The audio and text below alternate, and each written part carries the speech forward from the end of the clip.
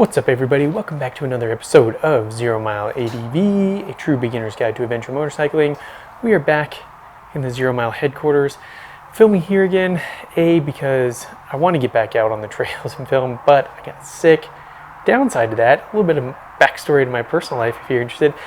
I was working really hard to do all the immune boosting things this last year to try to make it a full 12 months without getting sick.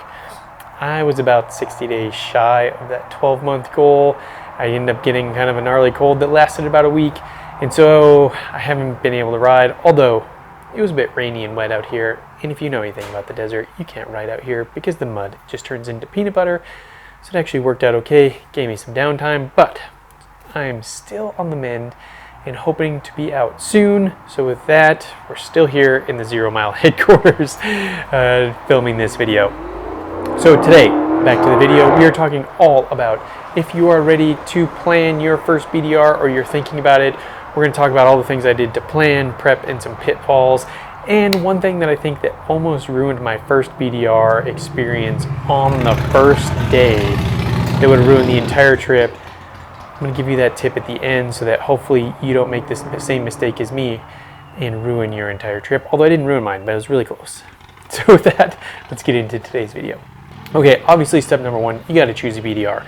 I think the hardest thing about BDRs is that they traverse a state, right? So they're going to traverse a state, or like the East Coast ones, they traverse multiple states, but it's 1,200 miles from top to bottom, 1,500 miles, maybe longer. So it's over 1,000 miles top to bottom. So the logistic piece of this is like, I really want to do Idaho, but living in Colorado, I got to figure out a home base, right? Like I'm probably going to drive my bike up there, and then I need somewhere to park it and then be able to circle back. So I almost have to create like a large BDRX, and this sometimes means cutting off the ends. What I have realized is that actually the starts and the very ends aren't necessarily the best. Although if you're doing north to south, or if you're doing north to south, the very top of New Mexico is really awesome. It is kind of Colorado style riding, a little bit more rocky, a lot more forested trees. Well, I guess a lot of New Mexico, you're in the trees because you're at altitude, but like it's just a lot more Colorado feeling, so it is kind of worth it to go as close to the border as possible.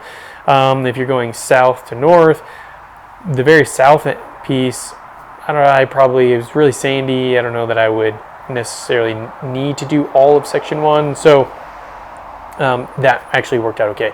So I think the first thing is like just trying to figure out the logistics of the BDR you're doing. Now, if you live in a state with a BDR like I do, like when I did Colorado, I just used my home as the start and did a massive BDRX, basically. And a BDRX, if you're not sure, is basically a loop, but I turned the Colorado BDR into a BDRX, and that just made things a lot easier.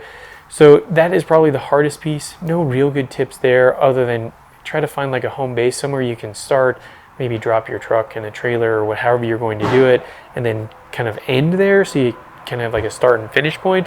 Because otherwise, yeah, if you're going to trailer, I don't know, it can get complicated. Okay, step 2, I think this one is really important. That's why I wanted to include it here, and that's just distance planning. If you can and you have the time, I would do 150 to 200 miles a day.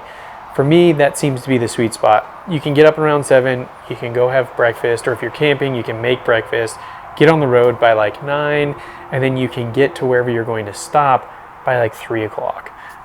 Generally, that seems the nicest because you have some time to unwind, especially if you're going to camp. I did the easy button, and I did like, both my BDRs were guided, and so I didn't have to carry much gear, and I was hoteling it, which made it a lot easier. So for me, I just feel that the 150 to 200 mile day is the best day. We had a couple of days where I've done over 300 miles, and it's just brutal. It's not fun. You're just wiped by the time you get there.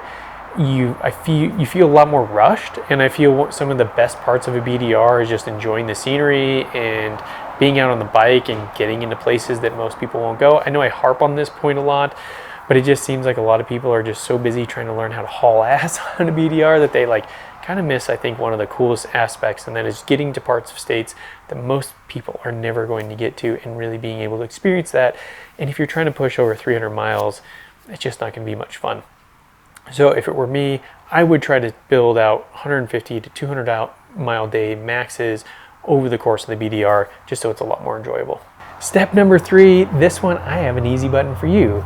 Go to zeromileadv.com and you can download our free BDR packing checklist. I have actually used this BDR packing checklist twice. I also include 4 things on there that I think are super important that nobody else includes, especially if you're riding with other people. And it's 100% free. Go download that, go get that. But a couple of tips on packing. So let's just start without, if you're not going to go get the packing checklist, let's just start with kind of the basics. You need riding gear, right? Here, I love our 0 Mile apparel, and I actually rode it on the New Mexico BDR every day to really put it through its paces and to test it out. But that's not really what this apparel is made for. So as much as I'm biased towards 0 Mile and what we're making, I would recommend like a Aerostitch one-piece suit, or like a Climb one-piece suit, or like a Climb suit, or Moscow Moto, or some of these like breathable, waterproof with armor, slide protection, everything. And you're going to wear that thing all day, every day, so it is going to get dirty and dusty and disgusting, and so you need gear that's going to be tough, that's going to hold up. I wouldn't worry about me. Part of my problem with New Mexico is I packed too much because I was like rotating through clothes because I didn't want to be so disgusting because they were just getting filthy. The good news is they held up. But yeah, I would pack, kind of like wear that, and then honestly, at the end of the day, if you're getting to your spot at like 3 or 4 o'clock in the afternoon, I brought like 1 pair of shorts and 1 pair of jeans, depending upon where we were. If we were at altitude, that I was just comfortable in. I don't even think I needed a sweatshirt the entire New Mexico BDR, although we stayed lower most nights and we weren't staying at altitude. So you kind of need to figure those things out. But honestly, I brought 1 pair of jeans for afterwards, a pair of shorts, and they actually stayed really clean because I was only in them for a couple hours each night. It wasn't even like, I think over the whole trip, it was like a cumulative day's wear. And so that really helped pare things down. So I'm getting long-winded here. Go check out the packing checklist. That'll help you get everything you need. With that, talking about the zeromileadv.com packing checklist, if you haven't heard, I've been working on building a motorcycle apparel brand. I knew nothing about motorcycle apparel or even the apparel or textiles industry, and I am building a brand. The goal was to build apparel that you could ride. You could go out for a cool ride, get on your GS, go for a cool ride, meet your buddies back at Starbucks, have a good coffee, and go home and not have to change. Basically, it looks like you didn't come off a racetrack, or you just didn't come off a round the world trip, tour, or you weren't doing long way round up and down. That's the goal. If you are interested in supporting the company, because it is pretty much me, it is one-man operation here in my little tiny shop that I have for all of this, go to zeromileadv.com. Check us out. It'd be really cool to support us. Free crash replacement warranty, so if you hit the ground and you wreck, we want to take care of you. Also, if you order the wrong size, no problem. I'm going to take care of you. Really, I realize I'm not going to make any money on this thing for the first couple years, so I just really want to build a cool community and some really great products and really get some really good feedback, and I can't do that without you. So with that, go to zeromileadv.com, check us out, support us. I hope you like it. Okay, item number 4 is lodging. I can't speak too much to the camping aspect, although I can talk about how I felt on the BDR and how I felt about camping, having to set up camp on some of those days. I can tell you on the day where we did over 300 miles and we did a hard section. So we did over 300 miles and we did Chloride Canyon, which is like the hard section of the New Mexico BDR.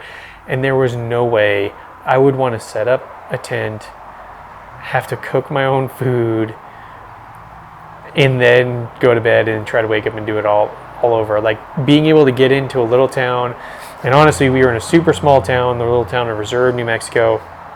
But just being able to sit down, have somebody make me a meal, take a shower, and go to bed, I think really, really helped. Now, if you can limit that to 150 or 200 mile days and kind of enjoy your ride, I think then especially New Mexico, there are endless camping opportunities, especially if you want to get in, when you get into that western side of New Mexico, kind of the horseshoe side of that BDR, there are endless camping opportunities. I can't speak to the other ones, but I assume in some of the other states like Idaho, there are just probably some really, really amazing places to camp. There are also some good places to camp in Colorado. However, there's a lot of people in Colorado and they escape to the mountains a lot. So it's just not going to be as private and serene as some of the other locations. Okay, step number 5, A, is just making sure your bike's ready. Like for me, that was a big mistake I made before New Mexico. I took my Norden 901 in to get ready to go, but I took it in a week before I was supposed to leave, and I had a bad fork seal, and they couldn't get the parts in for over a week, and so I ended up not being able to ride my Norden 901, although I was able to ride the KTM 890R, which was awesome, and it gave me a video which people have just been hating on. So if you haven't seen that, all sorts of hate comments on that video, so go check that out. So I guess there were some benefits there. But yeah, get your bike in a few weeks. Like if you're not going to service it yourself, get it in, have somebody look at it at least a few weeks before, so you have to order parts, you have everything ready. Okay, step number 6, I talked about this in my pitfalls and downfalls video. I can't underestimate the importance of fitness. I think if you just think you're going to go into this from the couch to riding a BDR, I think you're really mistaken. It will beat you down.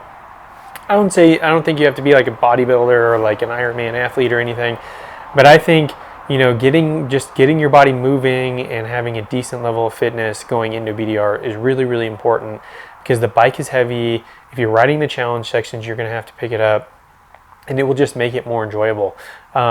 You know, when I did Colorado, I'm used to altitude, so I live at 5,000 over a mile. Well, and actually now I don't live at quite at 5,000 feet. I'm at like 4,500 feet now. I live in the valley. But I, you know, was used to living, I grew up at a mile high, right? Like I grew up in Denver, so I'm used to being at altitude, so I can climb a 14er. I don't really feel the effects too much. I'm used to altitude. I go up on the mesa a lot here, which is 11,000 feet. I'm pretty used to the altitude. If you are out of shape and you come and ride something like Colorado, where you're in a lot of altitude, or even New Mexico, where, you know, we're at 7,000 feet most of the time, and you're coming from sea level and you're not used to it and you're out of shape, it's going to be miserable. That's all I can say. So I don't think you need to run marathons or whatever, but I think the importance of maybe just hitting the gym for a couple months beforehand, you know, walking every day, whatever, just basic levels of just having your body moving and used to moving, and so that your heart rate's not at like 180 beats per minute the entire BDR. Okay, let's get into the last thing, the bonus and the biggest pitfall of my first BDR that I definitely didn't replicate on New Mexico, and that is ride at your own pace. If you're riding with other people, you're, I don't know, especially in the male species of things, it seems a lot of people are very competitive. I'm not a competitive person. I just don't care. Like, if you want to make a snarky comment of the week and you want to talk all the trash you want about me, I'm cool with it. It doesn't bother me. So go ahead, tell me I look stupid. Tell me my videos are worse. Tell me I have zero authority in everything motorcycles. I'm cool with it. If it makes you feel better, I'm cool with it. Anyways, I digress. People get competitive, and that means people want to ride fast, and they're pushing the boundaries. And there's a really cool channel, Moto Jitsu. He's a motorcycle trainer. He always talks about riding at 80% of your ability. A lot of times I feel like sometimes when you get in a group, people are riding at 100 to 105% of their ability. And when you get into these remote situations, it can get dangerous. So from my personal experience, on my first day of New Mexico BDR, I was like trying to ride, or Colorado BDR, I was like trying to ride at the front, and I was trying to go fast, and I came around a corner way too hot, almost bailed off the side of a mountain because I was just riding way outside my limits. Once I recovered it, it was then a really steep downhill into a gully and back up. And I remember just going so fast and basically just like white knuckling it, like, okay, hopefully I make it out of here. Luckily, by the grace of God, I did, but that could have been really bad. And we were in the middle of nowhere at that point.